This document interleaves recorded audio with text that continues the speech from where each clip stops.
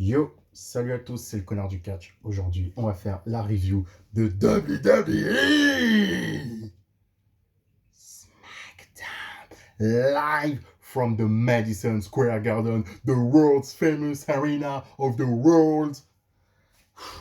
En direct de New York, Madison Square Garden.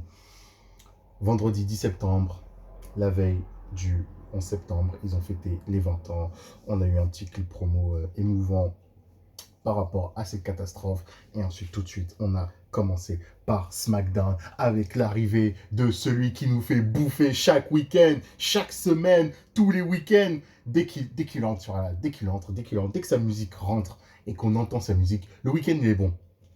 On parle bien sûr de Roman Reigns qui arrive avec les Usos, qui arrive avec Paul Heyman qui porte les bagages. Entrée légendaire, comme d'habitude, entrée légendaire. Les mecs qui viennent avec les ceintures et tout, ils posent, toujours aussi stylés, les plans de caméra toujours magnifiques. Et là, Roman Reigns, il vient, bim, il demande à Paul Heyman qui dirige la WWE actuellement. Paul lui dit, bah, c'est toi mon chef tribal. Qui c'est qui dirige New York maintenant? C'est moi qui dirige New York. C'est moi le patron ici. Voilà. Il a calmé New York en à peine quelques phrases. Et après, bien sûr, il y a Brock Lesnar qui arrive, Broco qui arrive. Une pop rarement entendue pour Brock Lesnar, franchement. Brock Lesnar qui arrive en mode fermier là, bim. Déjà l'intention elle est palpable. Et là, ce segment, franchement, il brouille les pistes quand même. Ce segment, il brouille les pistes parce que Brock Lesnar, il arrive, il vient, il veut confronter Roman Reigns. Il y a les Usos qui se pointent devant lui.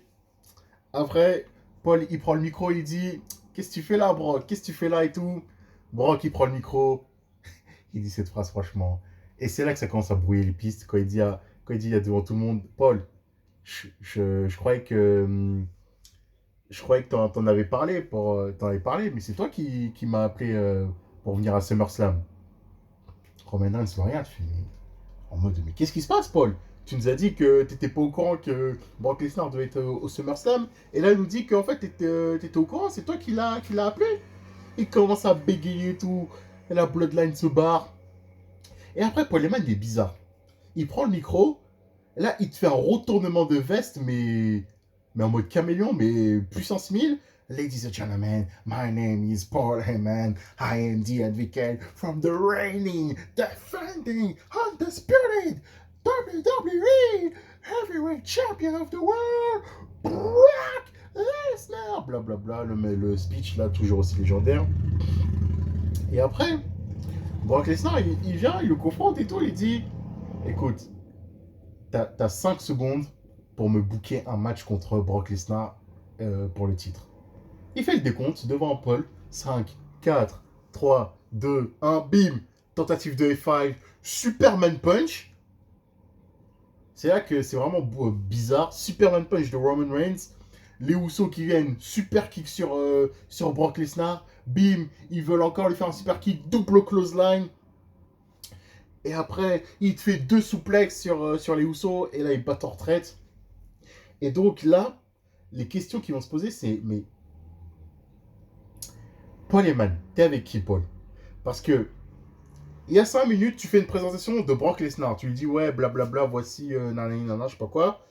Et après, Brock, il veut te porter un F5, mais Roman Reigns aussi, quand il s'était barré, on croyait qu'il avait lâché Paul. Mais en fait, il vient, Superman Punch et tout. Franchement, expliquez, franchement, franchement, c'est incroyable.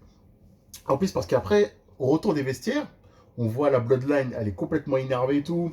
Kayla Braxton qui, tu vois, foutre la merde là, vient vouloir poser des questions et tout. Paul Heyman, il lui dit, écoute, c'est pas le moment là, c'est pas le moment, casse-toi de là. Donc à suivre, à suivre, à suivre, à suivre, à suivre, mais franchement, tellement de questions à se poser parce que là, franchement, ça va être vraiment, vraiment intéressant les semaines à venir. Surtout la relation Paul Heyman et Roman Reigns. On sent que de toute façon, Roman Reigns, là, il commence vraiment à se méfier de Paul. Mais on verra ce qui va se passer. Et dans quel camp Paul est vraiment, franchement. Ensuite, on est passé sur un match. Alors, Ric Rick Books, King Nakamura, Rey Mysterio, Dominic Mysterio, Biggie. Un 55 contre Sami Zayn, Dolph Ziggler, Robert Woods et Otis et Apollo Crews, pardon, Apollo Crews. Déjà, Sami Zayn, il se pointe avec un maillot des Knicks. Le mec, il a floqué Kevin Knox. Kevin Knox, qui est au bout du banc des Knicks, là, maintenant. Il aurait pu le floquer Julius Randle. Et comment il a trollé les fans de New York quand il dit, ouais, là, vous remettez à gagner, nanana, je vais vous présenter quelqu'un qui gagne à New York. Mesdames et messieurs, faites du bruit pour Trae Young. Il s'est mangé. Mais Trae Young est comme Logan Paul. Mais bon, là, comme il était à New York, c'est normal. Mais Trae Young s'est mangé une de ses broncas. Oh là là là là là là là là. Pour ceux qui ne suivent pas le basket, on va la faire courte. Il y a eu les playoffs en NBA cet été. Premier tour des playoffs, New York Knicks contre Atlanta Hawks. Trae Young, c'est la superstar des Hawks. Et, donc, Trae Young, il a, entre guillemets, on va dire, il a balayé les Knicks. Et à chaque fois, il faisait des grosses perfs au Garden. Et à chaque fois, il chambrait le Garden et tout. Et c'est un petit peu allé loin parce que c'est vrai que le Garden, au niveau des insultes, ils sont allés fort contre Trae Young, mais Trae Young, après, il leur a répondu sur le terrain en leur mettant des shoots incroyables. Il avait balayé Knicks à lui tout seul, 4-1, hop là, mini sweep, et puis voilà. C'est pour ça qu'il est autant détesté à New York. Et donc, à un moment pendant le match, Sami Zayn, il fait un étranglement sur Rey Mysterio, et l'arbitre il compte, tu vois, il lui met parce qu'il est dans les cordes et tout. Et après, Triangle, dans le plus grand calme aussi, il prend sa part du gâteau. Allez, viens, Ray, goûte. L'arbitre, c'est l'a cramé, hop, il le dégage. Le match n'était pas si bon que ça quand même, hein, le 5 contre 5. Donc après, Sami Zayn s'est mangé un double 619. Après, il s'est mangé un big ending, 1, 2, 3. Ouais. C'était pas terrible quand même. C'était pas terrible comme match. Biggie, après, il est en interview. On lui parle, ouais, est-ce que tu veux encaisser ta mallette? Mais contre qui et tout? Non, non, non. Après, bah, il plane le doute. Il dit, ouais, attention, faites attention. Peut-être ce soir, je serai encore là et tout.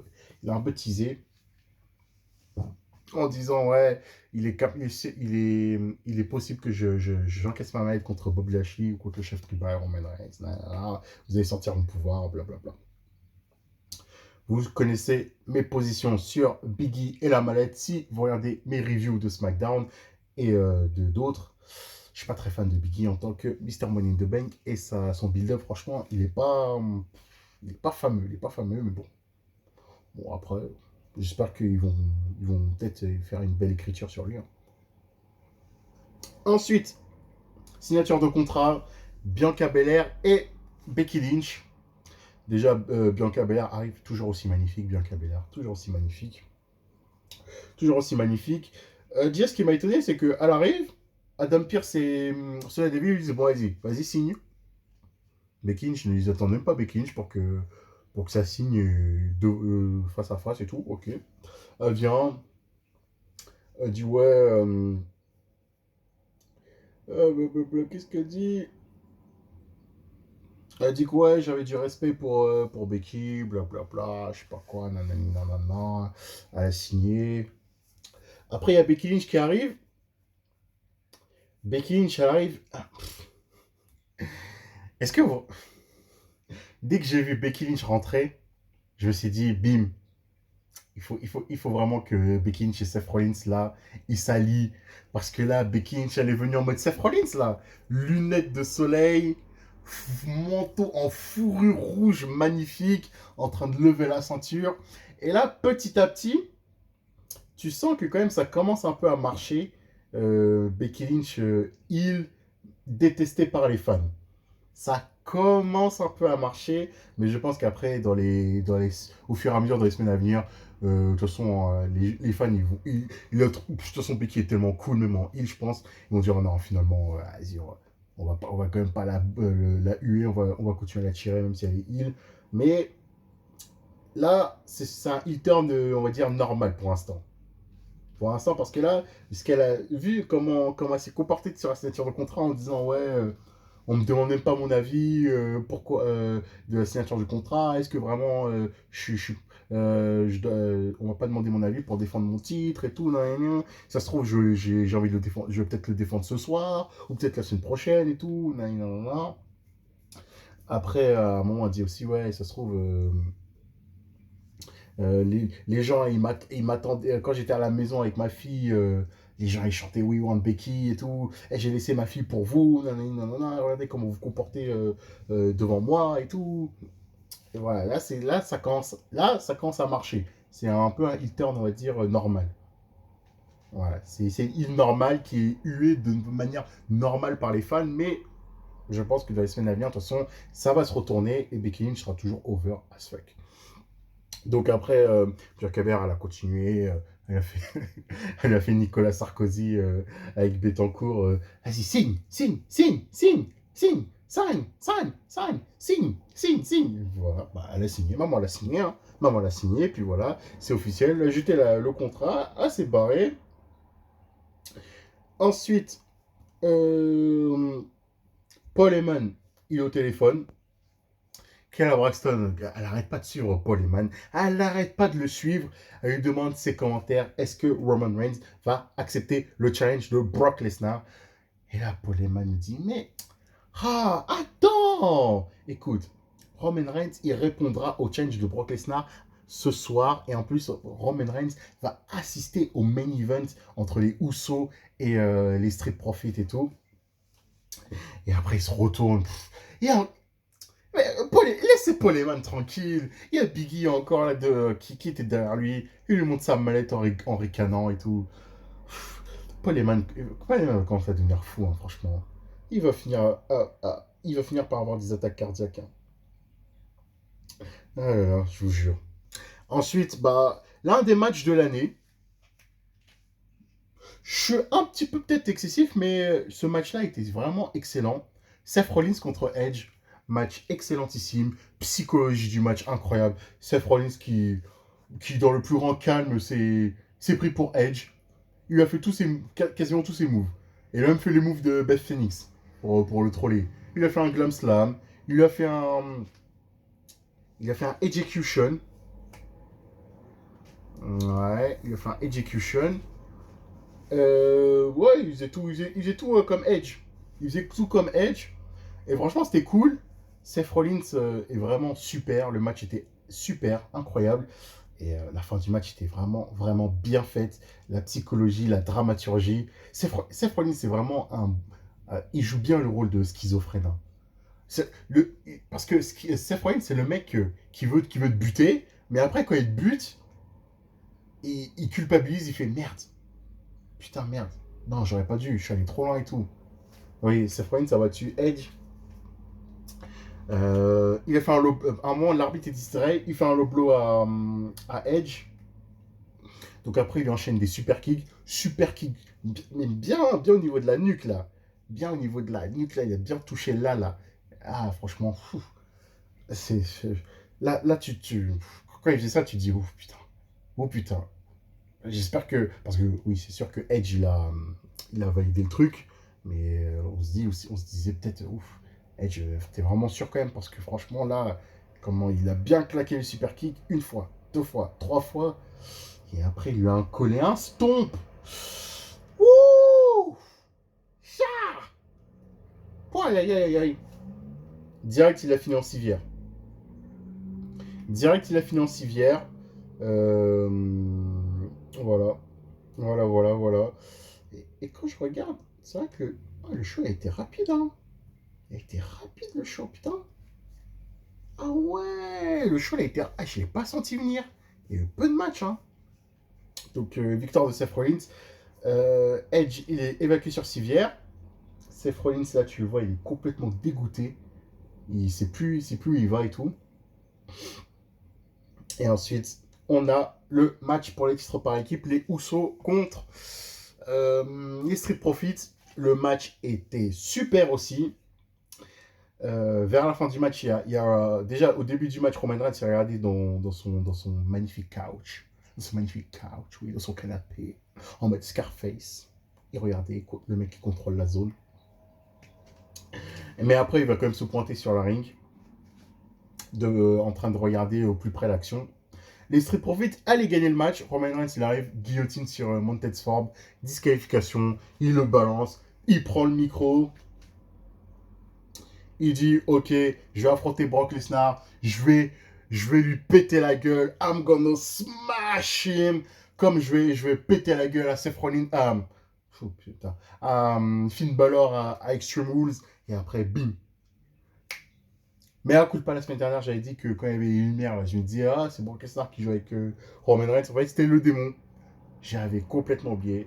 My apologies. Et là, cette fois-ci, le démon se pointe devant Roman Reigns. Incroyable. Génial, génial, génial, génial, génial, génial. Et je me demande si vraiment WWE aura les couilles de faire perdre Roman Reigns parce que le démon n'a toujours pas perdu, je vous rappelle, en match 1 contre 1 à la WWE. Est-ce que ce serait possible un triangle entre Brock Lesnar, Roman Reigns et Finn Balor? Pourquoi pas? Moi, j'opterais à faire gagner Finn Balor parce que si je me souviens bien, j'ai vu une interview de lui et il disait qu'il regrette d'avoir rejoint SmackDown. Je pense qu'il a dit j'aurais mieux fait d'aller à NXT UK. Et franchement, est-ce que lui donner le titre, ça pourrait pas ça pourrait pas un peu calmer Finn Balor? Question à se poser. Mais bon, Roman Reigns est tellement fort dans ce rôle de champion vraiment indestructible que ce serait pas scandaleux de faire perdre le démon contre Roman Reigns à Extreme Rules, mais d'un côté, franchement, ça va être dur. Ça va être dur et on verra comment ils vont builder ça dans les semaines à venir. Et en plus, avec Brock Lesnar qui rôde autour et Paul Heyman, bon bah, Paul Heyman, on sait pas ce qui va se passer, mais on verra ça. Donc voilà, un SmackDown encore très bon, excellentissime. Et puis, donnez-moi vos avis en commentaire par rapport à ce show. Cliquez sur la cloche, abonnez-vous si vous ne l'avez pas encore fait. Je vois qu'il y a beaucoup de mecs, il y a beaucoup de personnes qui regardent, par exemple, ma vidéo de SummerSlam, mais qui ne sont pas abonnés. Les gars, abonnez-vous! Abonnez-vous! Suivez-moi sur Twitter, le connard du catch. Et tous ceux qui me regardent, bah, je vous remercie. Je vous aime. Surtout, j'espère que c'est les abonnés qui me regardent en majorité. Et si les non-abonnés me regardent aussi, abonnez-vous si vous aimez, qu'on puisse interagir, qu'on discute de manière entre passionnés.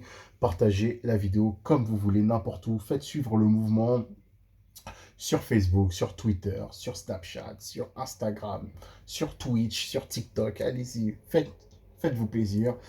Et allez regarder SmackDown qui était excellentissime comme d'habitude. On va checker les audiences. J'espère que ce SmackDown a au moins fait 3 millions parce qu'il le mérite et c'était vraiment, vraiment excellentissime. Je le répète encore. C'était le connard du catch. Passez un excellent week-end ensoleillé, un très bon week-end. Salut!